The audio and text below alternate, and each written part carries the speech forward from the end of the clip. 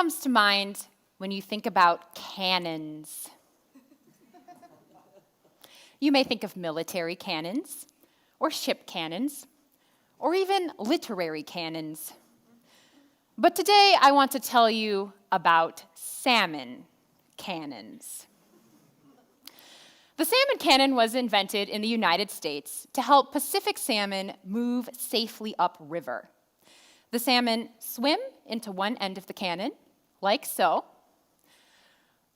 fly through a wetted tube, and are projected out the other end of the cannon and deposited in all their fishy glory safely back into the river. Flying fish aside, the salmon cannon has a very serious purpose. They're mostly used to help migratory Pacific salmon move over hydroelectric dams that are blocking their migration routes and preventing them from reproducing. Over the last century, as hydroelectric dam construction has increased, Pacific salmon populations have plummeted, sometimes by more than 90%. But although hydroelectric dams have devastated salmon, they haven't been all bad for the Pacific Northwest.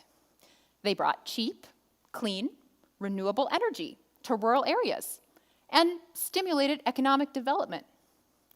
To this day, the majority of electricity produced in that region comes from hydro. The salmon cannon and the situation in the Pacific Northwest illustrate a trade-off that's being repeated around the world. Hydroelectricity uses rivers to produce renewable energy, but that energy is not necessarily ecosystem friendly because it threatens rivers and the fish that live in them. This trade-off speaks to a larger question. How do we address the climate crisis while still protecting the natural resources that will help us solve the crisis itself? My answer to that question is it's all about balance. Balance between hydro and rivers, and more generally between energy and ecosystems. There are many examples in the fight against climate change of how we have to make trade-offs and subsequently find balance. But I am a river scientist, so today I'm going to use hydroelectricity as an example of how we can try to find balance between energy production and ecosystem conservation. Hydroelectricity, or hydropower as Americans call it, is a really simple concept. Flowing water is directed through turbines, which spin and generate electricity. As I said before, hydropower is especially important right now because it's a low carbon emission, renewable energy solution. Currently, 75% of global renewable energy production comes from hydro.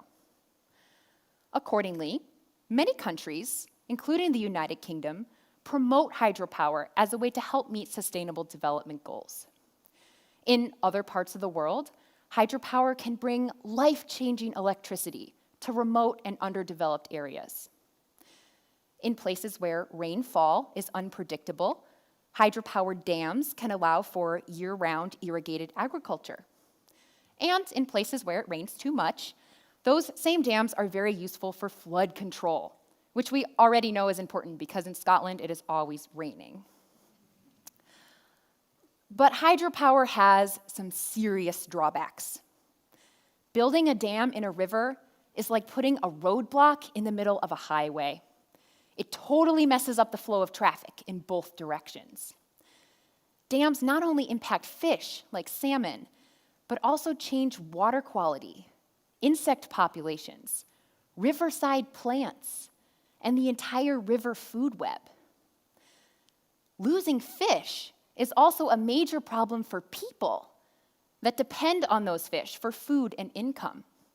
And not only that, but the reservoirs created by some dams can flood historic sites and even people's homes, sometimes forcing entire communities to relocate. A dam also changes the structure of a river. Dams slow the flow of water, which means that sand, silt, and gravel in the water hit the dam and then drop onto the riverbed. This basically creates a giant underwater sandbox just above the dam. Sandboxes are bad news for fish that need clean, rocky bottoms, and they're also not good for the dam itself, because as a dam fills up with sand, it holds less and less water and then doesn't last as long. Clearly, like any technology, hydropower has trade-offs. To alleviate some of the negative effects of hydropower, scientists and engineers are working together to develop some technological solutions. First of all, we need to make sure that fish can get around the hydropower dam obstacle. The most common way to do this is by using a fish ladder. Now, fish ladders are not what they seem, because obviously a fish cannot climb people ladders. A fish ladder is a term for a series of stepped pools that allow fish to jump up and then over the dam. And these can be very effective in allowing fish full access to a river. Now, fish ladders can be tricky to design. For example, a salmon or a trout can easily jump over those little steps. But what about eels?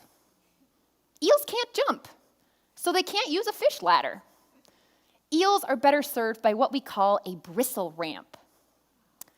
Bristle ramps allow eels to squiggle their way through a forest of plastic bristles and wiggle over the dam.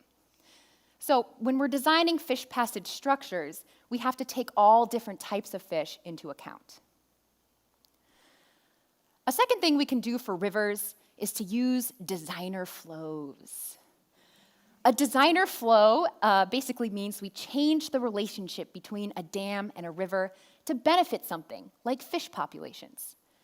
Most of the time, this means we imitate a natural river and rain system. So, during the rainy season, we release a lot of water. During the dry season, we release a little bit of water. Basically, we're trying to help the dam feel like its normal, non-dam self. Designer flows are especially being proposed in parts of Asia, such as the Mekong River Basin. The Mekong is a monsoonal system, which means it has long dry spells followed by large floods. Fish in the Mekong are adapted to these floods and rely on floodwaters to reproduce. These fish also feed millions of people each year. But when hydropower dams were built on the Mekong, floodwaters declined, and with them went the fish. Damn. Enter the designer flow. Scientists and dam designers are currently working together to develop a flow plan that mimics the Mekong's natural cycle of rainy and dry seasons. Hopefully, once this plan is implemented, fish populations will bounce back, feeding the people that depend on them, and the hydropower dams can continue to generate electricity. A third technical solution is to use a sediment bypass. Sediment bypass is a fancy word for a sand tunnel. One of the problems with dams that I mentioned before is they create sandboxes filled with sediment. Sandboxes are bad for fish, and they're bad for dams, and they're also not good for downstream coastal and estuary ecosystems that rely on inputs of sand coming from a river. If all that sand is stuck behind a dam somewhere, it doesn't do anybody any good. So one way to sediment buildup is an especially big problem during floods because floodwaters carry a lot of dirt. If all that dirt-filled water hits a dam, it fills up the sandbox really fast. One way to deal with that problem is to use a sediment bypass. So basically this is a big tunnel that takes floodwater and lets it keep going past the dam. This reduces the sediment buildup, makes the fish happier, and provides sand for those downstream coastal ecosystems. Overall, these technologies show that it is possible to balance energy production and protecting ecosystems. But this is a balance that we have to constantly work for. And you and I are the people that need to do that work. Because hydropower is popping up all over the world, and it might even be in your community. So there's a couple things you can do. Number one, pay attention to who you vote for. Yes, yes, indeed. Look for representatives with a well-informed renewable energy policy and who also support freshwater conservation. Number two, if hydropower happens in your community, advocate for your river. Encourage developers to use these technical solutions that can help make hydro more sustainable.